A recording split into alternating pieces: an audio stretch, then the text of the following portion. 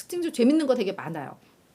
먼저 마이크로소프트인데요. 마이크로소프트는 일단 주가는 하락은 했습니다. 뭐 세계적인 소프트웨어 기업이죠. 뭐 우리 다 알고 있는 기업이고, 액티비전 블리자드 요 M&A 정말 드디어 마무리 지었다고 합니다. 인수 마무리했대요. 요 액티비전 블리자드도 그런데 주가는 일단 하락은 했습니다.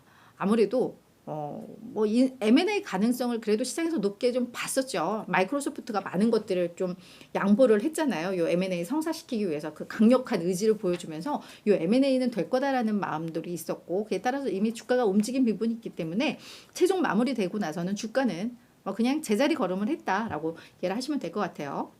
그래서 작년 1월에 요 M&A 계획 발표하고 나서 지금 20개월 만에 이제 성과를 거뒀다라고 보시면 될 것 같은데, 여기 690억 달러였죠. 그래서 마이크로소프트 역사 48년 역사상 이건 최대 규모의 M&A로 이제 기록이 될 것 같고, 그래서 이번 M&A로 통해서 액티비전의 주주들은 한 주당 95달러씩을 받게 됩니다. 현재 주가가 한 94.4달러였으니까 뭐 나쁘지 않은 뭐 그런 보상일 것 같아요. 그래서 요 마이크로소프트는 사실 이번 M&A 완결된 게 여전히 미국 쪽에서는, 미국 연방거래위원회에서는 아직도 반대 입장입니다. 그래서 요거 반대하기 위해서 계속해서 뭐 소송 걸겠다, 소송 제기하겠다라고 하는데, 판사가 이거를 거부한 것으로 알려져 있고요. 최종적으로 영국 규제 당국이 이걸 승인을 하면서 미국이 승인하지 않아도 이게 가능했나 봐요. 저도 이건 어떻게 되는 건지 프로세스는 제가 잘 모르겠는데, 전 모든 국가가 다 승인을 해줘야 되는 거는 아닌가 봐요. 이건 제가 나중에 또 스터디를 해서 이건 한번 다시 정리를 해보는 시간 갖도록 할 텐데, 일단 영국 규제 당국이 승인을 함에 따라서 미국 반대에도 불구하고 M&A가 됐다. 이렇게만 저도 기사를 봐서 요거는 이제 그렇다라는 거 말씀드리고, 요 내용 잘 아시는 분들 댓글로 달아주시면 제가 오늘 소개를 해드릴게요. 아니면 제가 좀 학습을 해서 말씀을 드리겠습니다. 자, 그리고 사실 마이크로소프트와 액티비전 블리자드 M&A는 완성이 됐는데 이들 기업은 주가가 그냥 그랬어요. 근데 사실 여기에서 생각지도 못했던 수혜 기업이 딱 나왔습니다. 액티비전이 이제는 상장에서 폐지가 되잖아요. 그러면서 그 S&P 500에 룰루레몬이 요 지수 편입이 됐다고 합니다. 그래서 룰루레몬이 시간 외 거래에서 거의 5% 가까운 급등세를 기록을 했습니다. 그래서 오늘의 사실 최고의 수혜주, 요 M&A의 중심에 있는 종목은 룰루레몬이 됐습니다. 그래서 룰루레몬 아마 이게 시간 내에서 됐고, 월요일장부터 이게 반영이 될 거니까 요 룰루레몬 한번 좀 보시면 좋을 것 같아요. 룰루레몬도 펀더멘털 괜찮은 기업이기 때문에 여기에 S&P 500 지수 편입까지 이슈가 더해지면 요거 되게 좋은 호재로 작용할 수 있거든요. 그래서 그런 면에 있어서 오늘은 사실 오늘의 주인공은 룰루레몬이었다. 이렇게 정리를 하고 가면 될 것 같습니다. 자, 두 번째는 화이자입니다. 화이자는 정규 거래에서도 2.5% 빠졌는데요. 시간 외에서 추가적으로 거의 4% 가까운 하락세를 추가로 이어갔습니다. 글로벌 제약사예요. 1대, 2대 제약사에 들어갈 만큼 글로벌 제약사인데 연간 실적 가이던스를 생각보다 많이 하향 조정을 했습니다. 코로나19 백신과 치료제 수요가 우리가 생각했던 것보다 훨씬 더 적다라는 이유 때문인데요.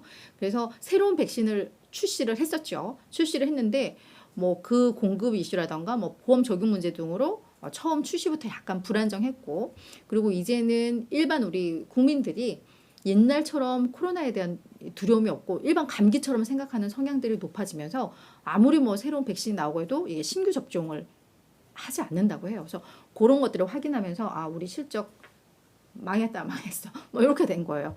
그래서 2023년 매출 가이던스를 당초 670억, 700억 달러였던 걸 580억, 610억 달러로 확 낮췄고요. EPS 가이던스도 당초 3.25, 3.35 달러였는데 이거를 1.45에서 1.65 달러로 낮췄습니다.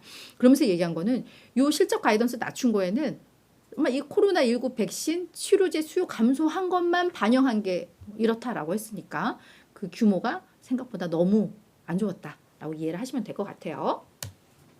자, 세 번째는 달러 제너럴입니다. 이 기업은 9.2% 급등했습니다. 미국 최대의 할인 상품 전문 판매점이죠. 약 10달러 미만의 제품들을 주로 판매를 하는 그런 할인 상품 전문 판매점인데, 전 CEO, 그러니까 2015년 6월부터 작년 11월까지 달러 제너럴의 CEO를 했던 토드 바소스가 복귀한다고 합니다. 와.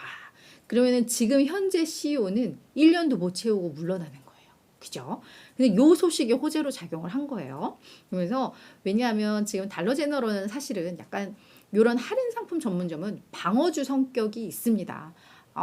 경기가 안 좋으면 이런 싼 제품을 선호하기 때문에 그래서 어떠한 상황에서도 그냥 양호한 실적들을 잘 기록을 했었는데 매우 안 좋았었다고 했죠. 근데 그게 이제 지금 경영진의 탓으로 봤던 아마 시장의 이 시각이 많았던 것 같아요. 그러다 보니까 CEO, 예전에 잘했던 CEO가 온다고 하니까 이게 이제 호재로 작용을 한 겁니다. 그래서 현재 경영진들이 뭐 임금 인상, 이런 때 임금 인상했고, 뭐 매장 리모델링 하고 있고, 뭐 공급만 계산한다면서 뭐 지출 너무너무 늘려놨고, 이런 경영 전략이 일단은 실적에 있어서 좀 실패다라는 평가를 받았던 것 같아요. 그러다 보니까 이사회에서도 이제 회사의 안정성과 신뢰 회복을 위한 리더십의 변화가 필요한 시기라고 우리가 판단을 해서 뭐 이런 결정을 내렸다라고 했고, 여기 이제 시장에서는 높은 평가를 받았습니다. 그래서 오펜하이머에서도 네, 이번 리더십 변화는 투자자들에게 호평을 받을 것이고 이 달러제너럴이 다시 한번 신뢰를 회복할 계기가 될 수 있다라는 평가가 나오면서 네, 주가가 급등을 했다. 이렇게 정리를 할게요. 이제 네 번째는 보잉입니다. 보잉은 오늘 그러니까 금요일 날 3.3% 하락을 했습니다. 글로벌 항공기 제조업체죠. 근데 이 부품 결함 이슈가 빨리 마무리가 돼야 되는데 이게 마무리가 안 되네요. 그래서 이 내용이 또 나왔습니다. 지금 가장 인기 항공기 모델이 737 맥스인데 이 부품 결함 이슈가 새로운 건 아니에요. 새로운 건 아니라 지난번에 나왔던 뭐 그 부분입니다. 후방 압력 겹벽에 있는 패스너 구멍 뭐 요런 결함 때문에 요게 지금 계속 검사 중이고 뭐 보완 작업 중인데 요게 이제 스프릿 에어로 시스템즈에서 제공한 뭐 그거죠.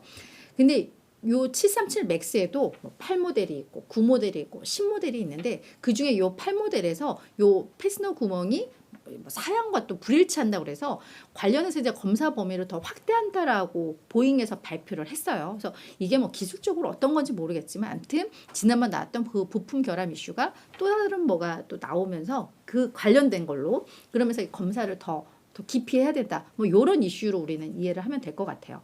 그래서 여기에서 문제는 그러다 보면은 보잉이 올해 항공기 인도량 목표치를 제공한 게 있는데 아마 실적 발표하면서 요거 하향 조정할 수도 있겠다라는 우려로 이게 좀 확산이 됐습니다. 그러면서 주가가 이제 하락을 했다라고 생각을 하시면 될 것 같고요.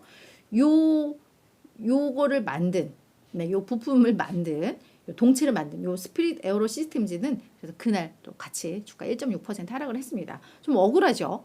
보잉은 3% 내렸는데 스피릿은 1.6밖에 안 내렸어? 근데 그동안 결함 얘기 나오면서 스피릿 에어로 시스템즈는 정말 주가가 폭락을 했었습니다. 그러면서 이제 조금 제한적인 흐름이긴 한 것 같아요. 그래서 보잉에 이번에는 좀 포인트가 맞춰졌던 뭐 그런 흐름이었다. 이렇게 이해를 하시면 될 것 같아요.